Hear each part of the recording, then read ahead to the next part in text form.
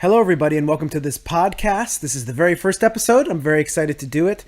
I'm sure you're wondering what it's all about. Basically, I'm here to just kind of give you small bursts of positivity for your day or for your week or for your life. Each episode, I'm going to talk about a different topic and how it relates to us achieving a happier and more positive, more meaningful life. Today's topic is perfection, what it means to be perfect, and can we really be perfect? I'm sure I'll ramble about some other stuff too. So without further ado, welcome to Continuous Improvement.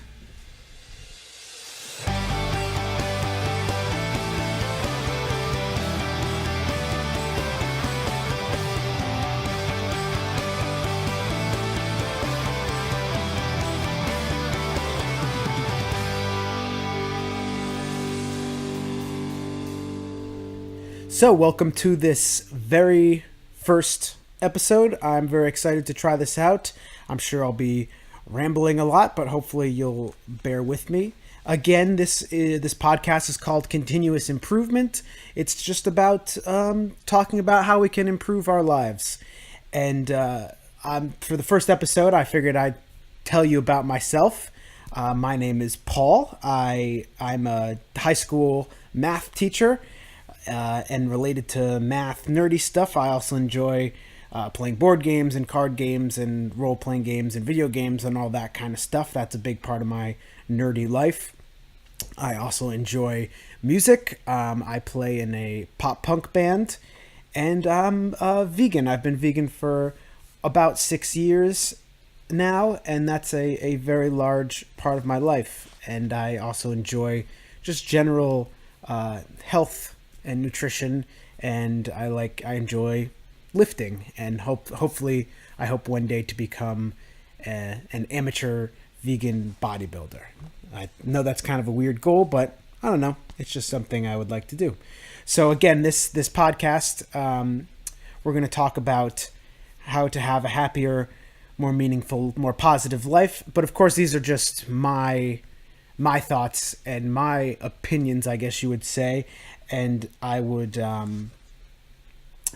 welcome listener input if you have any concerns or questions, or you think that something I said was, I guess, wrong. I don't know if the word wrong is the right thing, but if you have anything that you wanted to say about it, I would be more than happy to hear from you. So again, for this first podcast, we're going to talk about the idea of perfection, and can we actually reach perfection, and how does the continuous improvement mindset fit in with this question? So as you've probably noticed, the podcast is called Continuous Improvement, and continuous improvement has meant a lot to me personally over the past few years. Basically, when I think about continuous improvement, I think about how can I strive to improve myself, and that can be physically improving myself, intellectually improving myself, mentally, emotionally. There's many different facets in your life that you can build and you can improve on. And continuous improvement, or having a continuous improvement mindset, is basically the attitude that we are constantly or continuously striving to improve ourselves.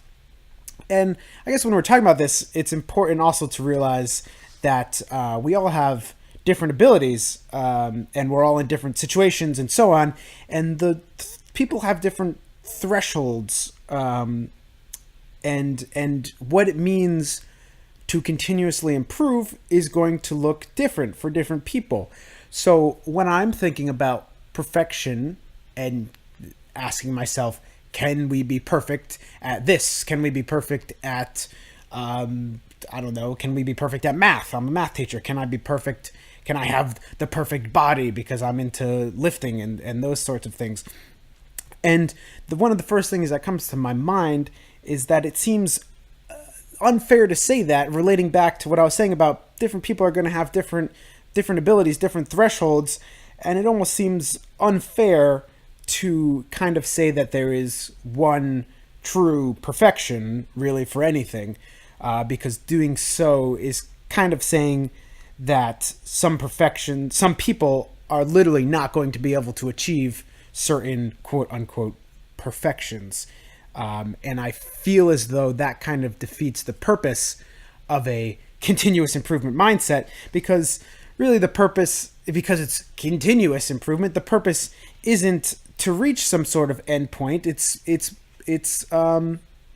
It's more so, not to sound cliche, the journey along the way. Although I shouldn't worry about sounding cliche, because I'm sure this entire podcast is going to be cheesy and cliche. But you know what? Sometimes that's what we need. I know sometimes that's what I need. So that's what I am here to give you.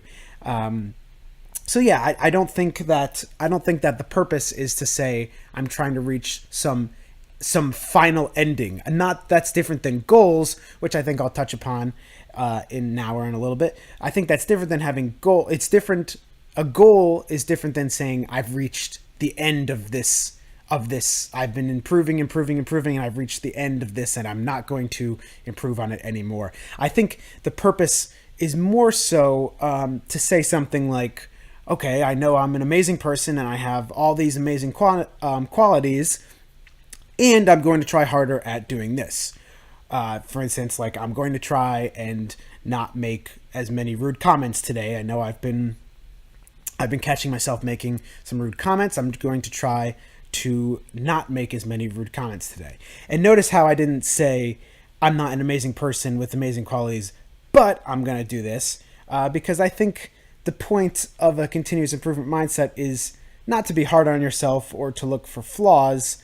It's to look for ways in which you can improve yourself. And that doesn't necessarily, at least in my mind, that doesn't necessarily equate to flaws. And I know this is obviously ridiculously hard. A lot of people struggle with accepting their flaws. I just made the air quotes when I said flaws. I don't know if that's the right word that I want to use, but at this exact moment I can't think of another word. So I know that a lot of people have a lot of trouble accepting these things, especially, for instance,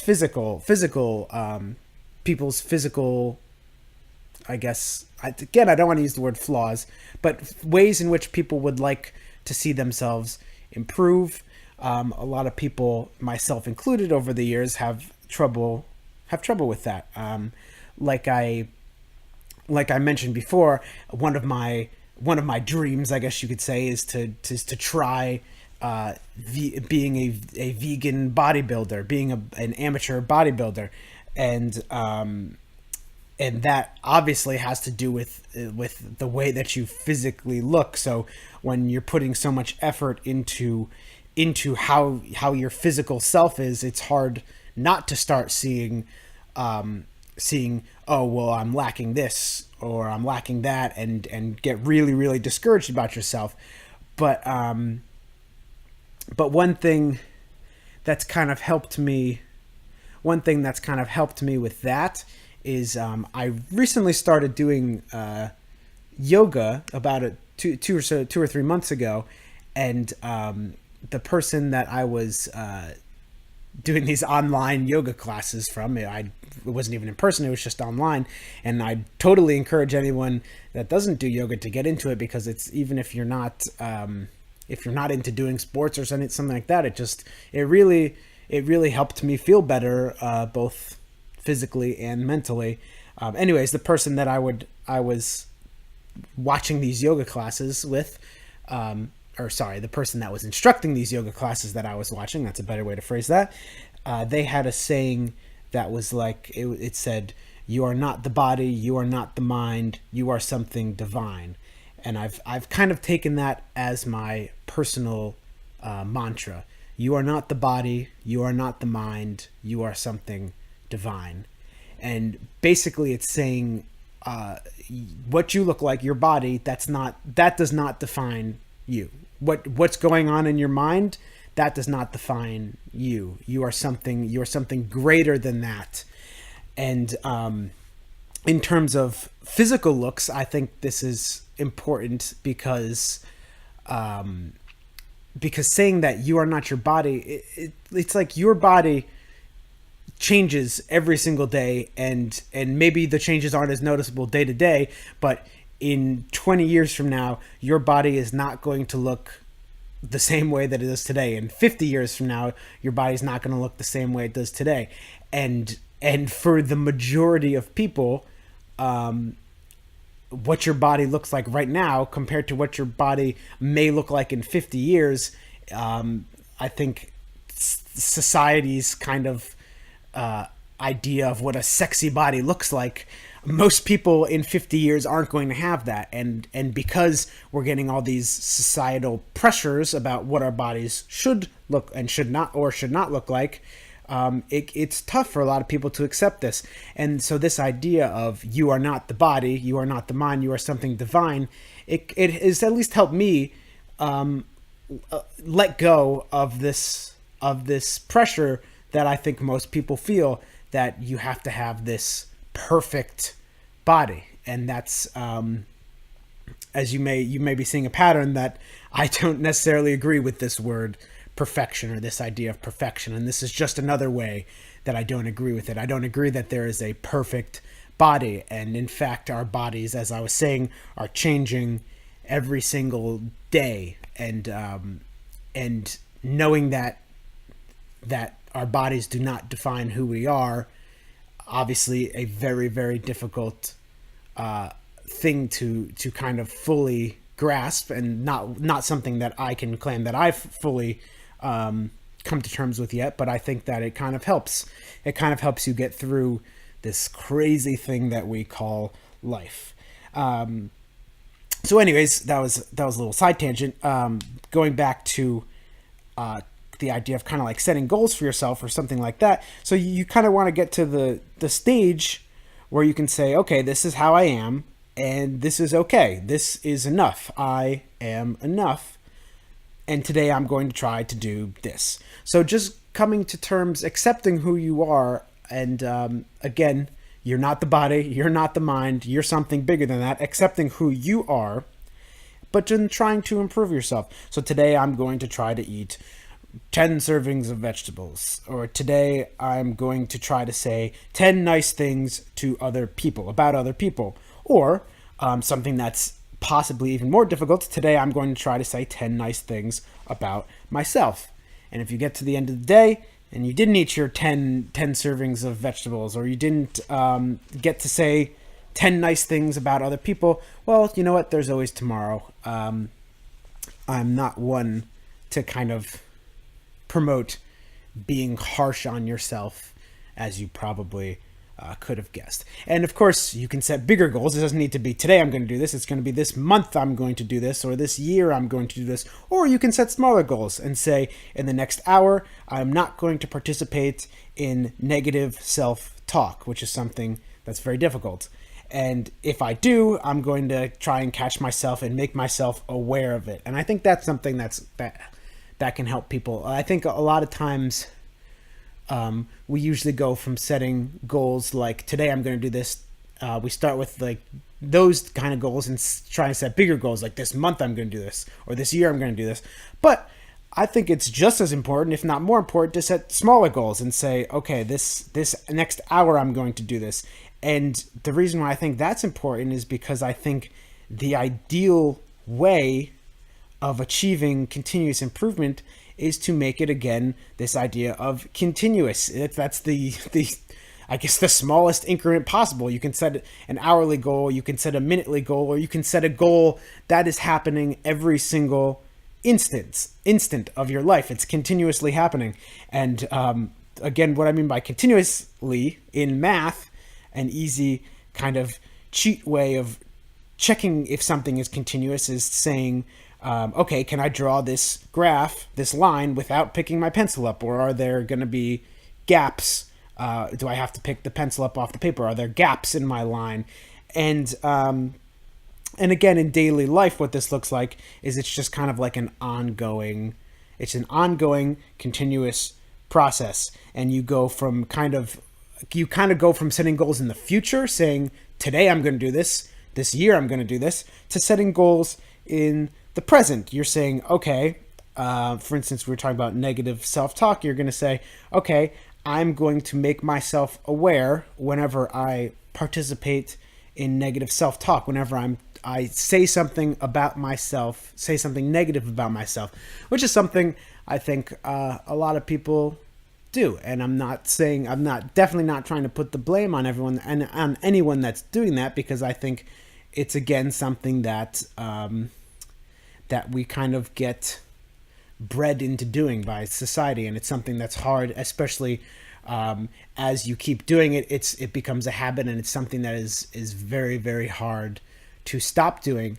However, I think that one of the ways to stop doing it, I don't know if that's a weird sentence, one of the ways to stop doing it is or to begin ending it, is to make yourself aware that you're doing it, and every time it happens, right as it's happening, you're saying, oh, this is not good for me. I'm saying this about myself, or again, it could be that you're talking negatively about other people, and you become aware of it. You say, oh, that thing I said, that's not good. That's going to make other people, that's going to make someone else feel like crap, and I don't want to make anyone else feel like crap. I don't want to make myself feel like crap.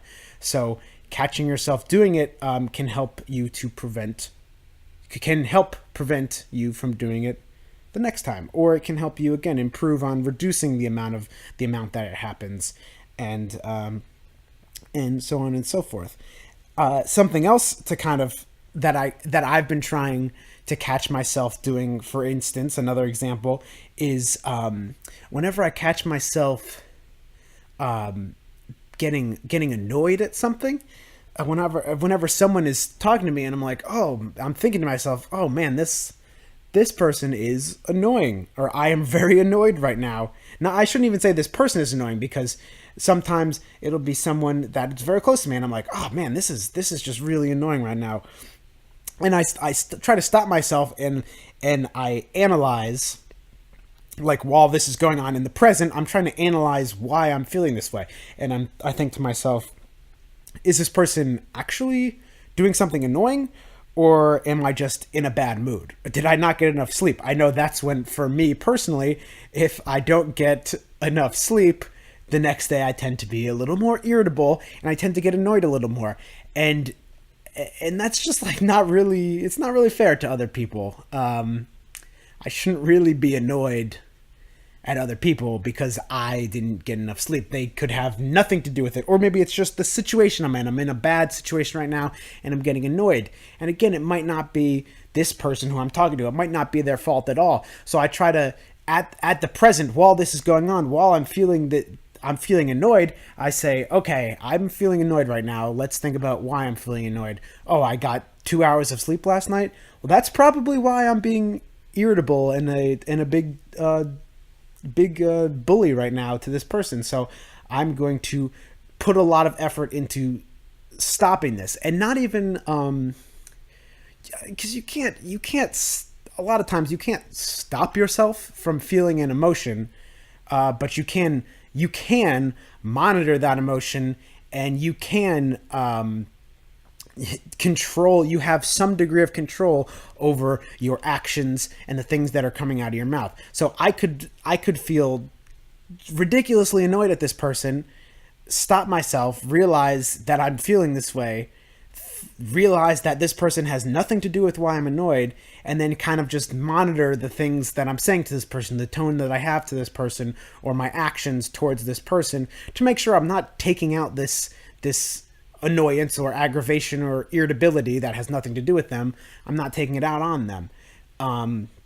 That's something that I try to do, and you know what? I think it's just a good thing to monitor your emotions anyway. And I'm in no way saying not to feel certain ways, because I think however you feel is completely valid. If you feel sad, you are allowed to feel sad. If you feel mad, you are allowed to feel mad. All of your feelings are completely valid. They're always valid. It's how you feel. Obviously, if I'm in a great mood, I'm not going to go up to someone and tell them I'm really angry. I don't know why that would happen anyways. But if I'm feeling angry and I tell someone I'm feeling angry, they don't really have the right to say, no, you don't feel angry. You shouldn't feel angry right now. Well, it's like, well, I do feel angry. And maybe I need to, again, maybe I need to monitor, analyze why I'm feeling angry. And maybe I do that. I analyze why I'm feeling angry, why I'm feeling sad, and I am completely justified in why I feel this way. Maybe I tried to monitor and analyze why I'm feeling sad, and I have no idea why I'm feeling sad, but I'm still feeling sad. And that's, again, same thing. That is completely fine. And no one can tell you, I don't think anyone can tell you, don't feel sad. Because you know what? If you feel sad, feel sad. Sometimes you feel sad for absolutely no reason. And again, no one can tell you not to feel that way, because all of your feelings and all of your emotions are completely valid. So anyways, so this is this continuous process. This is kind of constantly monitoring how you're feeling and what you're doing, what your actions are, what your physical actions are, what your mental actions are, what your emotional actions are. And it's a constant process, and this constant continuous process doesn't really have an end. You're working on improving yourself constantly, but not really with a end goal. There's nothing that says this is how it's going to end. I think it's something that we can always do, and we can always improve ourselves. We can always work to improve ourselves. And that kind of brings us back to the original question: can we reach perfection?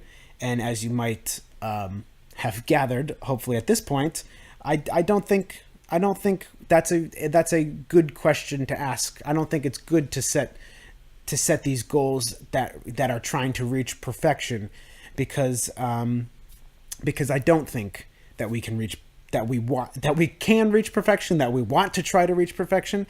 I think that it's important as humans for us to try to improve ourselves. And yeah, and that's what I want to say about that. So we're going to take a quick break, and we will be right back with more continuous improvement. Hey everyone, thanks so much for listening to this very first episode of Continuous Improvement. I'm very excited to have done it, and I hope you're enjoying it so far. I just wanted to let you know that Continuous Improvement is part of the Commentist network. You can find us on iTunes and Stitcher and learn more about the show at thecommentist.com. TheCommentist.com. We also have a lot of other great shows on the Commentist network. I personally do 2 other shows. One of them is called The Bearded Vegans, where it's me and my friend Andy and talking about vegan and other social issues. And then I do another one with my brother and some other friends called Roll to Hit, which is a Dungeons and Dragons podcast. So if you're interested in any of those or just want to check out some of the other great podcasts, head over to thecommentist.com. All right, let's get back to continuous improvement.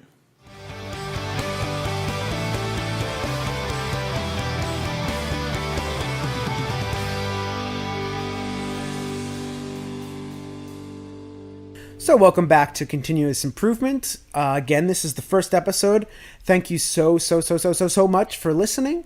I'm just kind of rambling on. Hopefully you're not sick of it at this point. I don't want to make these episodes too long, because I want them to just kind of be something that you can listen to in 30 minutes and just kind of give you something to think about. Again, like I said in the beginning, you don't have to agree with some of the things I say, with most of the things I say, with all of the things I say. You don't have to agree with these things.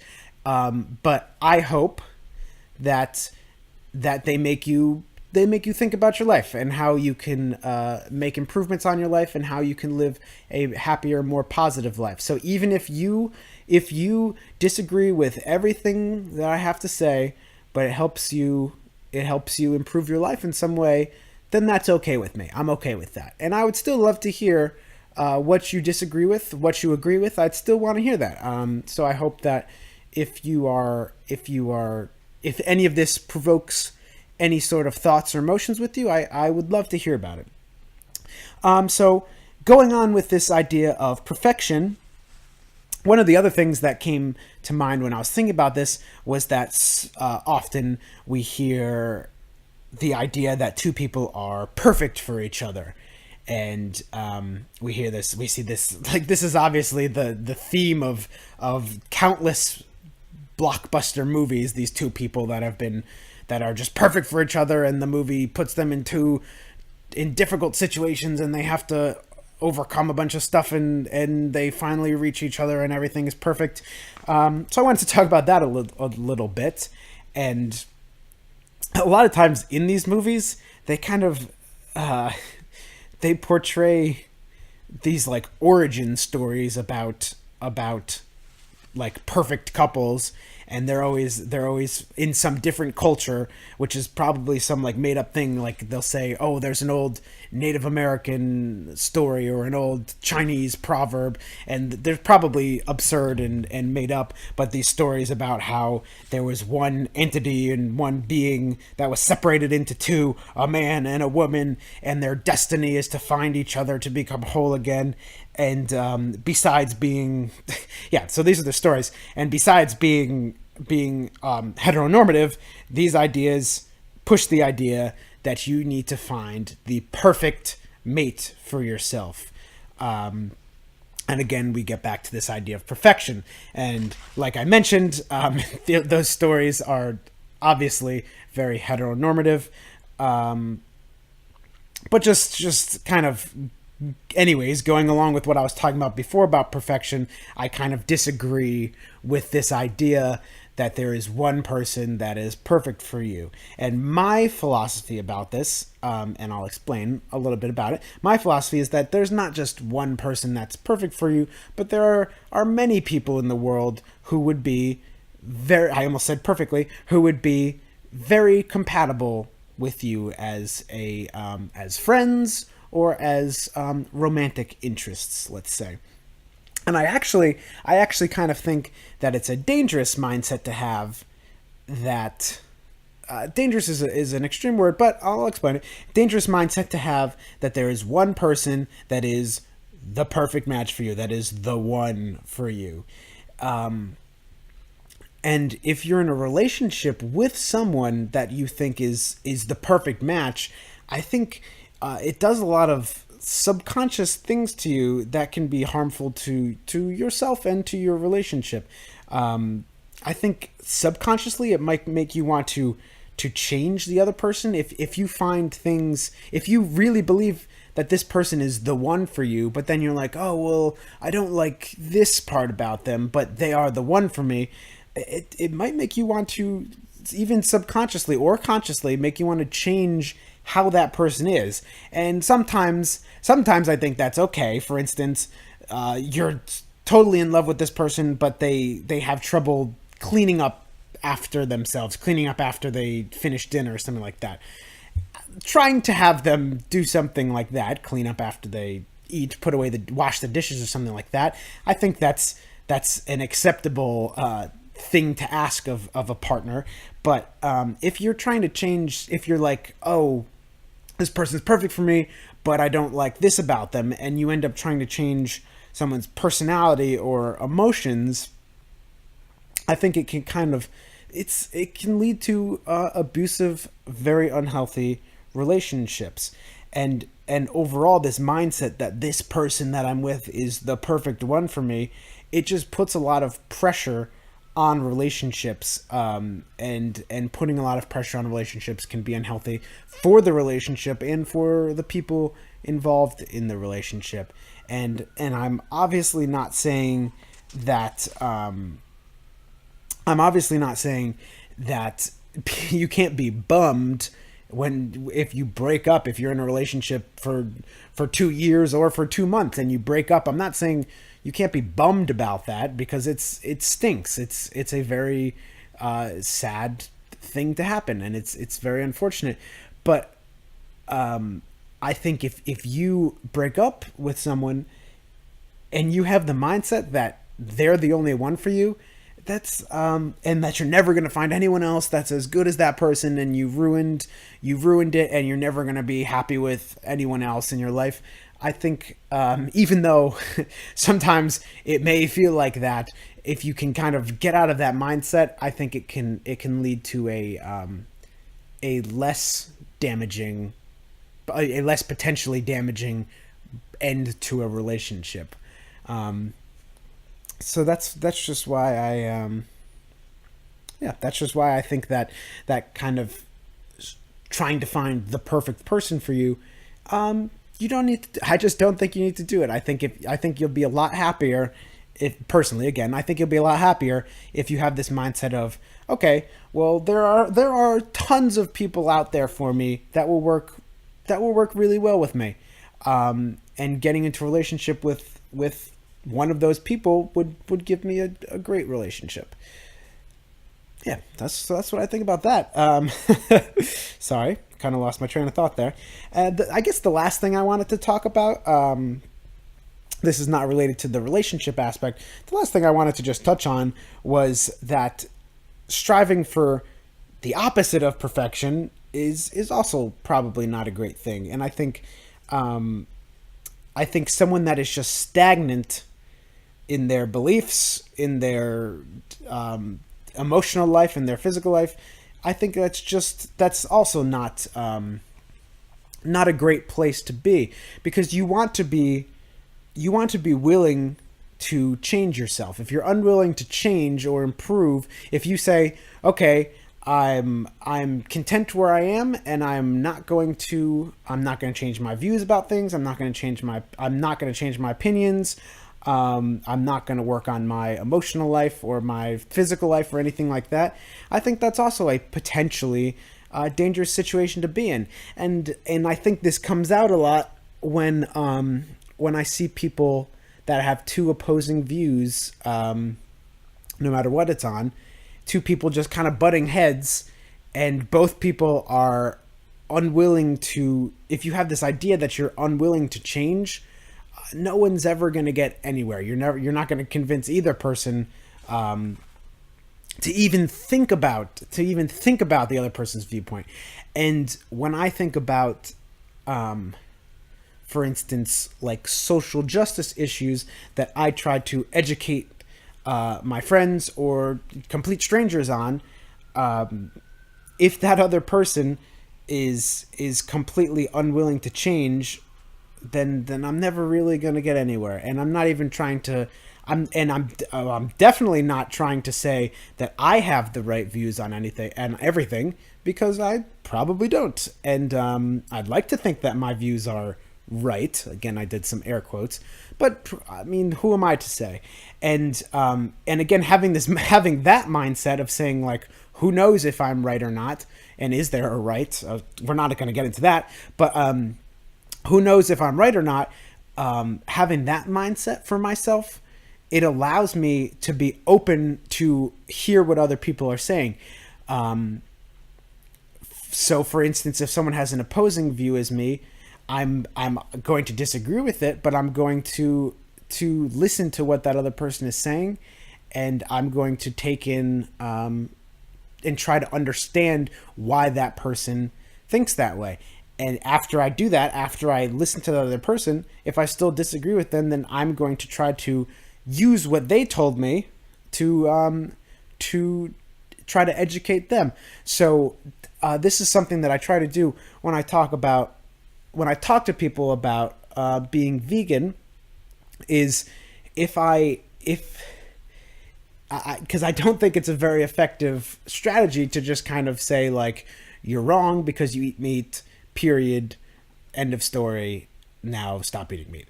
I don't think me saying that would change anyone's mind. So what I try to do, and I think this is an effective way of promoting discussion, is listening to what that person has to say.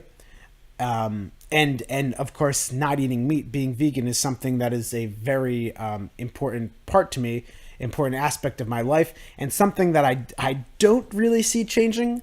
So this is something that, again, I don't believe necessarily that people can be right or wrong about some things, but being vegan is something that I think that I'm not going to change. Which, who knows, if maybe this makes me a hypocrite about all the other things I'm saying, but basically, when I'm having discussions with people, I try to listen to what they're saying and tell them how I feel and relate it back to how they feel, relate it back to what they were saying to me. and just try to do stuff like that. Yeah, so I ended up rambling a little bit about that, but again, my whole point was you need to be willing. You need to be willing to change. So the opposite. Well, I don't think that striving for perfection is something that's good.